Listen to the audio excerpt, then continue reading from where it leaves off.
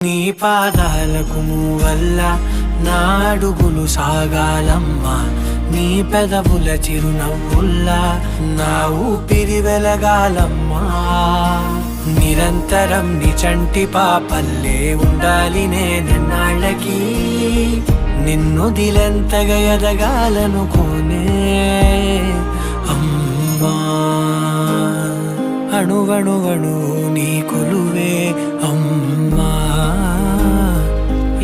చాలా బాగా పాడావు. అది ఈ పాట మీ అమ్మకు నచ్చిందా?